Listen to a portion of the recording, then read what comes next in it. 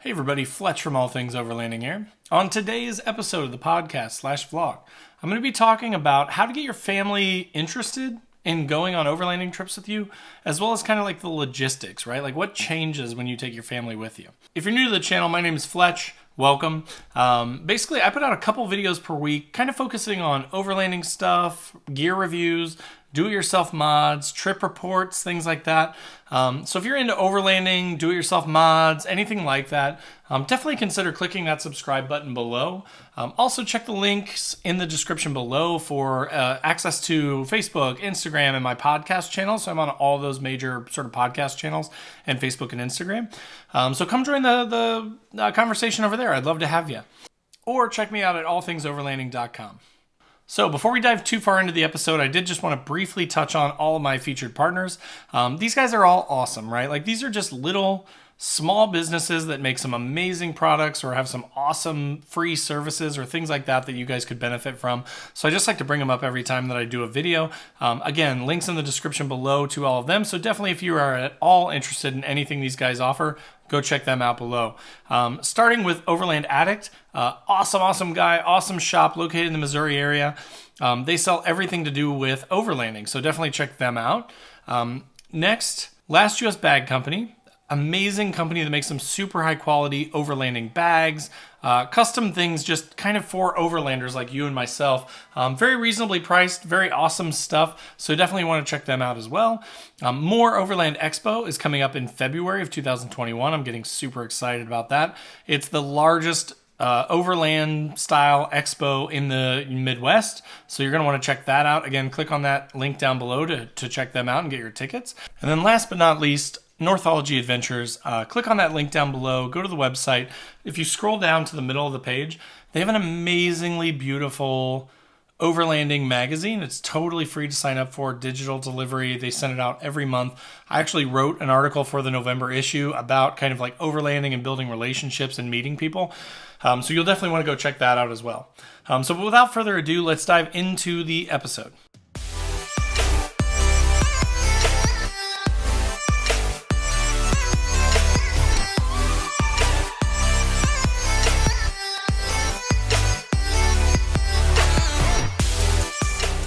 So on today's episode, there's a few main sort of topics that I want to cover with how to get your family to go overlanding, right? So starting with, how do you get them to come with you, right? I know for me, my wife is not a huge camper. My kids are kind of like, most kids these days, they'd rather play on their iPad, they'd rather watch TV. They don't really want to go camping that much, right? So how do you get them to go with you? That's one thing I'm going to talk about. Also, how do you make it fun for them, right? Like, not only do I want them to come, but I also want them to have a good time. I want them to have memories from this. And I don't want them to, like, hate it, right? I don't want to drag them along and make them just, like, do it because I like it. I want them to want to go, right? So how do you do that? And then last, logistics. So, obviously, I'm a big solo overlander / camper myself. So when I go, I'm used to just like whatever I need is what I take, right? So there doesn't take much gear. I don't have to pack a ton of stuff. I can kind of just hop in the truck and go with very little preparation.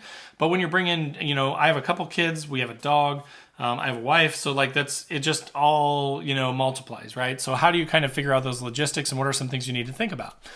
So let's start first with how do you get them to come with you? Again, I'm going to kind of talk through a few ideas that I've got here, but here's the thing, right? Like, if you're new to the channel or if you have been used to the channel, I'm just a normal Joe, right? Like, I'm just a guy from Indiana that enjoys overlanding. I like camping. I like taking the truck out and going and exploring. But so when I say that I have some tips, like I've been doing this for a few years now, so I feel like I do have some good information. But again, it's not going to be the end all be all, every single thing that you would ever need to know, right? So if you guys have some tips, if you guys have some things that you've tried that, work for you to get your spouses, significant others to go with you, some things that make the logistics a little bit easier, or some things that you do for fun to keep the kids interested when you're out camping or overlanding, post up in the comments below. I'd love to hear from you and I will respond to every comment. So let's start with how to get them to come with you, right? So what I kind of have found works is, a lot of the trips I like to go on generally are like really exploratory. So I'm going to drive 12 hours to the Upper Peninsula of Michigan and I'm going to go up there and I'm going to be up there for 5 days. My wife and kids would never, ever do that. they're not interested. They don't care that much. They're not as into it as I am. They don't want to be stinky. They don't want to not have toilets for that long. Like, there are a number of cons for them, right? So start smaller and start nearby. If they've never been before, I have recently, and I may throw up some video here of that, I've done some backyard camping trips with my kids just to kind of get them into the habit of camping, to get them used to sleeping outside. That way there's still some safety, right? If they start to freak out or I need to like defer to mom to like take them over because they're losing their minds or they get sick or, whatever the case may be, starting in the backyard or starting pretty close to home is just a good way to kind of see how everybody's going to do, kind of, again, get them used to that idea of being outdoors, used to being away from toilets, used to, really camping, sitting around a campfire, keeping themselves occupied and entertained, right? So definitely do that. Another tip, so if you want them to go with you, I will say the first time that I ever convinced my wife and my kids to go on an overlanding trip, we went to the National Forest in Indiana, which is about 2 hours away from me. I'm used to that, and it doesn't seem that long of a trip to me. But when you throw 2 kids in a car and the wife, and we're driving for 2 hours, and they're like, okay, when are we going to get there? Why are we going this far? Couldn't we have just gone to a local state park and paid a couple bucks and camped there, right? So on your first trip, if you are going to go farther away, right? So when you get past that whole like, hey, we've camped in the backyard, everybody gets how this goes now. When you're going to go a little bit farther away, do not wait to leave until like you're going to get there at dark. So again, when I'm solo, I don't really care, right? If I get there earlier, that's fine. It's better. I can get some firewood. I can get everything set up in the light. It's better. But if it's 9 o'clock or 10 o'clock, but I made good time and I got there, that's fine for me. But when I took my wife and kids on that first trip and we drove a couple hours, we left about 4 or 5 o'clock. So everybody was hungry. Everybody was cranky. We stopped on the way. We got some food. Then we had to drive for another hour. We finally get to Hoosier National Forest. And I go to my little spot that I've got on my GPS that I really wanted because it was a perfect spot for like the family. It has lots of cool things to see and it was nice. And we get there and it's taken. With National Forests, again, if you're new to overlanding, it's dispersed camping. So it's first come, first serve. There's no reservations. You don't have to pay anything. So that's the pro. But the con is if you get there and the spot's taken, then you're out of luck. You have to go find another spot. So we got there about 6:30. And we're driving around. The first spot was taken. I go to another spot that I know about. It's taken. We go to a third spot. It's taken. And at that point, it's like I'm losing their attention. I'm losing their patience. The wife is getting mad. She's like, I don't know why we did this. The kids are going, when are we going to get there? Why is this taking so long? And it was kind of a nightmare. And then we finally found a spot, and it turned out okay. It was a lot of fun. But it definitely like decreased their interest, and it also sort of decreased their confidence in me that it was getting to be dark, and we hadn't eaten, really yet. We hadn't been out of the car. We hadn't set anything up. So definitely leave earlier, right? Like if you're going to go on your first, slightly long distance trip, leave in the like middle of the day or early afternoon if you can. Try and get there by dinner time so that you can get everything set up. You can relax. You don't want to be rushed. You don't want to be trying to set up in the dark. You don't want to have everybody be angry or mad or, disappointed that you couldn't find your spot. So definitely leave early. Another thing that's really important, if you've been on overlanding trips before, you know how easy it is to forget stuff, right? Like it's not super easy to remember everything because there's a ton of stuff you generally have to bring. I have advocated many times in the past for like a checklist, and I still do. I do an Excel spreadsheet. And I throw in there like what it is, where I'm packing it, and whether it's packed. So I've got, a few columns, and it says like, sleeping bag, pillow, food, drink, fire starters, there's so many things, right? Like that could ruin your trip. You could go all the way out there and bring literally every single thing and forget a lighter and not have a fire and be screwed, right? So that's what I'm saying is make sure you pack the right stuff, make that checklist, use the checklist. Think about what your kids are going to need. Think about what the wife is going to need. Think about, again, as a solo overlander predominantly, a lot of the times it's really easy. I'm just like, I'll grab a couple hot dogs, I'll grab some ramen, I'll be fine. My kids won't eat ramen. One of my kids likes hot dogs, one of them doesn't. So like you really have to think about like what do they want? What is going to make them happy? What is going to make this a positive experience for them versus like a horrendous I survived but I hated it kind of experience, right? So think about keeping them happy. On the trip too, I know this is kind of against the whole idea of overlanding. Honestly, especially when we just go like the couple hour drive to Hoosier National Forest, I give my kids the iPad in the car. I just let them have it because I don't want the trip to be so terrible that when we get there, they're in a bad mood and they don't want to camp. So they get the iPads on the way down there, and then we get there and the iPads go away. And then, I'll talk here a little bit about how to make it fun for kids, but then you can kind of wrap things like chores and stuff into it that give them something to do, engage them, and make it a little bit more fun. But again, on the trip down, if it's a longer trip, just let them have a good time. Take some books, take some iPads, let them watch some shows. It's fine to do that as long as they're entertained. And then when they get to camp, they're like refreshed and they're ready to go. And then last, talk it up before the trip, right? Like I find that if I just kind of like say it like a month in advance, I'm like, hey, we're going to go camping. We're going to go overlanding in a month.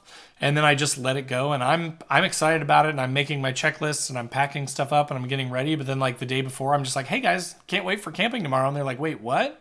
I thought I was going to get to play with my friends. I thought I was going to get to play video games. I thought, whatever. Then when you throw it on them, then generally it's a bad thing to them, right? So what I recommend is kind of like a week and a half out, like start talking about it. Start hammering on it, reminding them that you're going to go, talking about things that they may want to pack, having them get engaged and involved in it.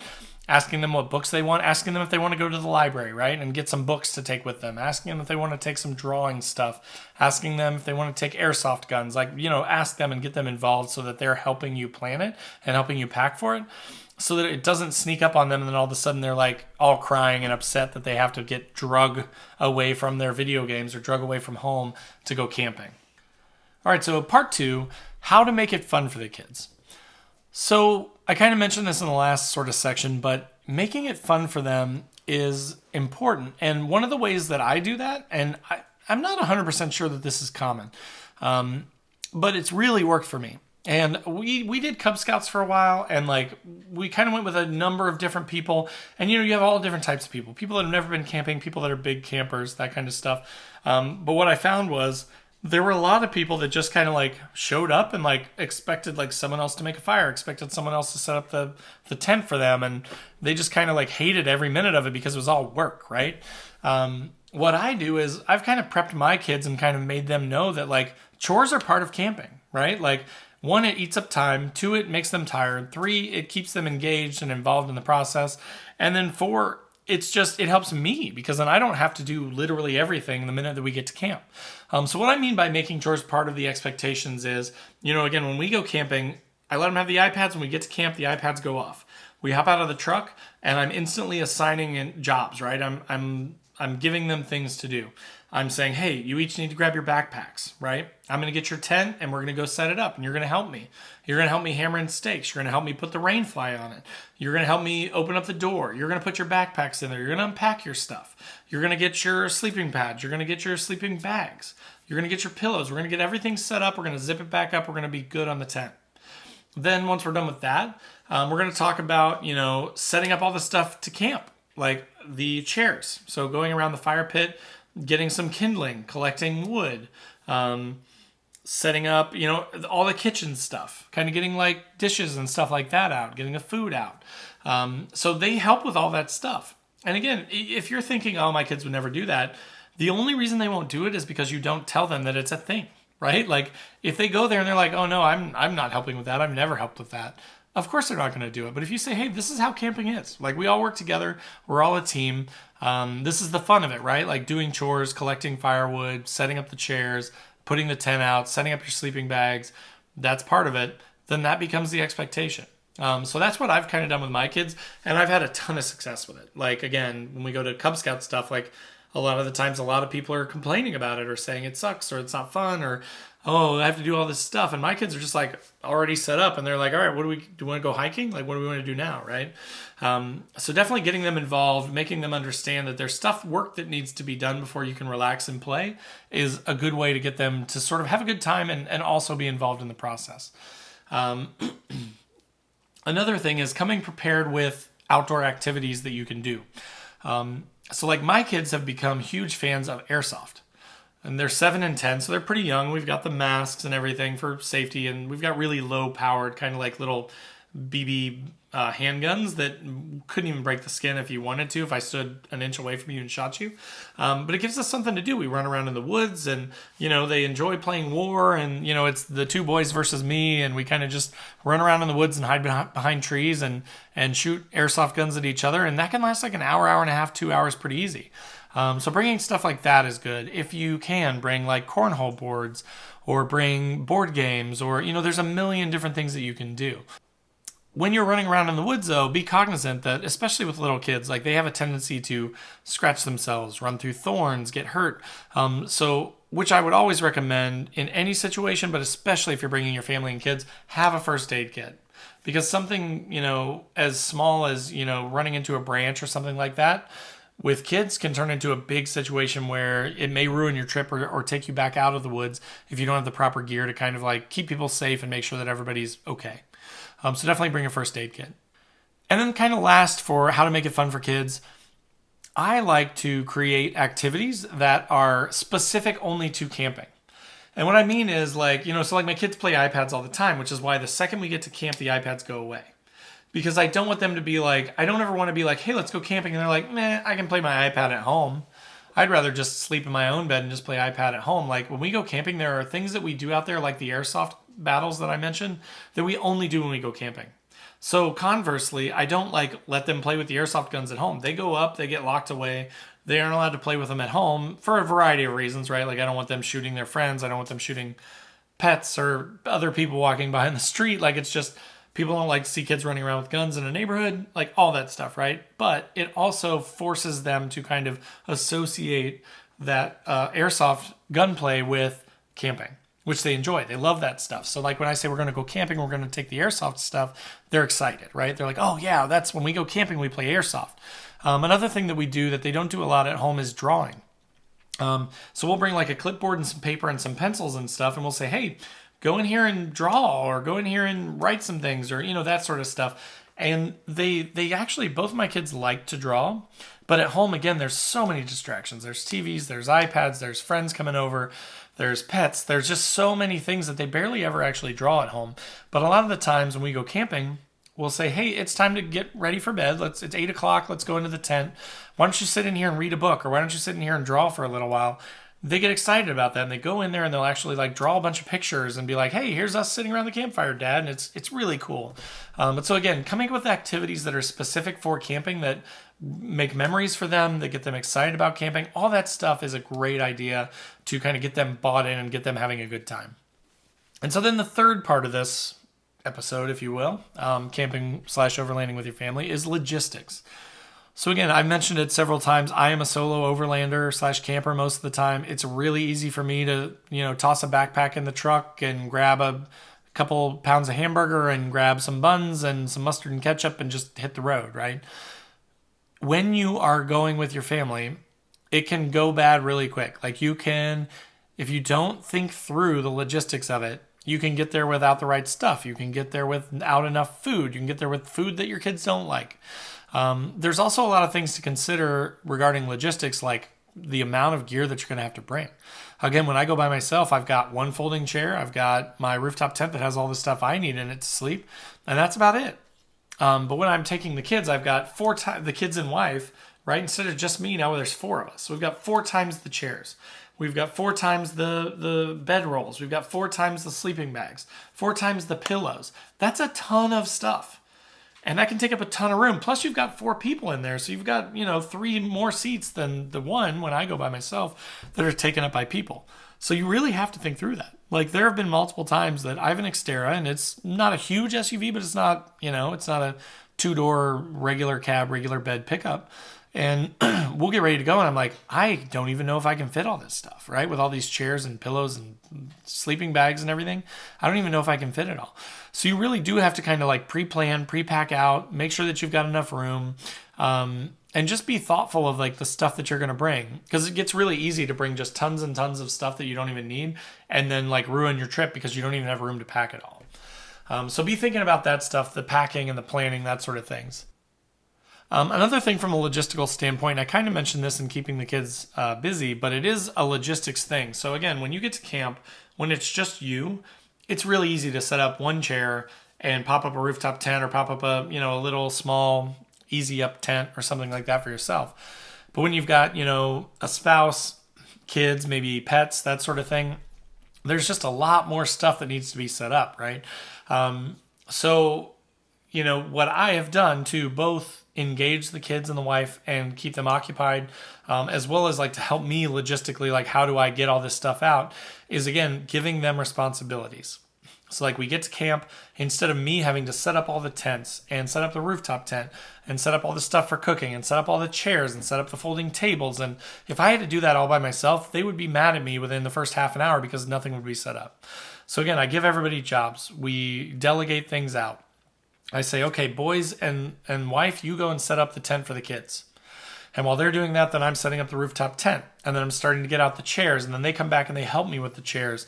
And then while they're setting up the chairs and that sort of stuff, I will have the boys start to collect firewood.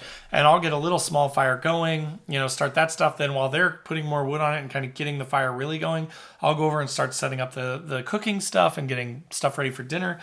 So again, working together, keeping everybody engaged, keeping everybody involved and helping is both great from a logistical standpoint where you don't have to do everything by yourself and it's not like just a giant labor, but also it keeps everybody engaged and having a good time and it helps the time pass, right? Where they're not just waiting on you to set everything up.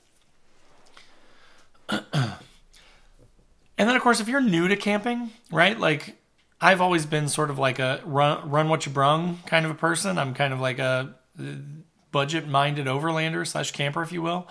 So like I am not by any means advocating like saying if you have, a couple kids and a wife and your chairs are really big, like they're the old school kind of like folding Walmart or Costco style chairs and they take up too much room, like go out and spend $200 and buy a bunch of new fancy small tiny aluminum folding chairs or click chairs, like I've sort of reviewed before that are sweet, but they're like $80 a piece. Like you don't have to go spend a ton of money.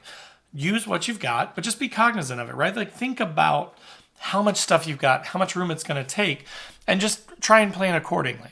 And go out there the first time. Again, don't let yourself get analysis paralysis, right? Like don't let yourself get so worried that you don't have the right gear that you put it off for months or even years where you're like, well, I just have to save up a little bit and I need to buy a rooftop tent. Or I just have to save up a little bit and I need to buy 4 click chairs. Like just go with what you've got. Going is the best thing you can do. And that's also how you can learn the fastest. Like it's a huge pain point for me to have these 4 chairs that, 2 of them are broken and they're old and they're huge and they take up a ton of space. Like those are my big thing that take up the most space.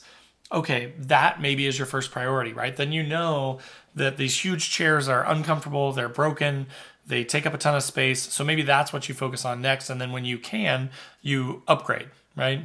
Same with tents, same with hammocks, same with whatever you're running, right? Like, again, just get out there and learn from it. Do not hesitate to go camping. Do not hesitate to take the family with you because you don't think you have the right gear.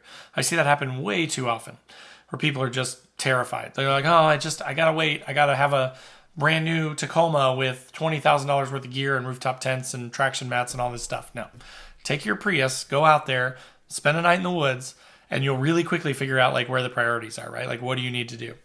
So yeah, that kind of covers the logistics side of it. That is the bulk of this episode. So I hope that was helpful for you, right? I hope that helps you kind of convince the family, convince the kids, convince the spouse to go out and try it out.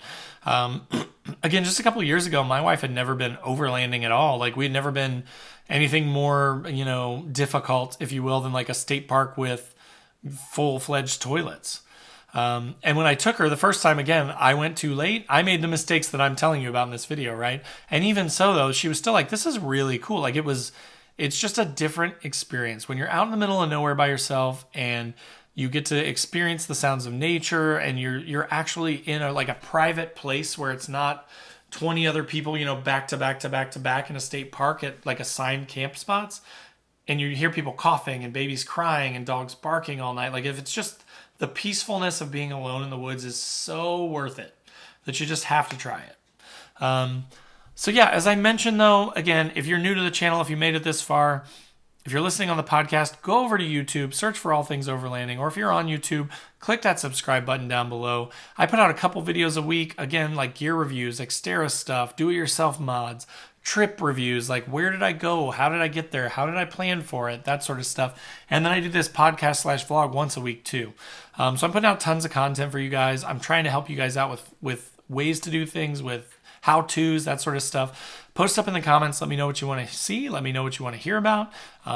This episode came from a subscriber. It came from my brother-in-law who said, I have a newborn baby and I have a 2-year-old.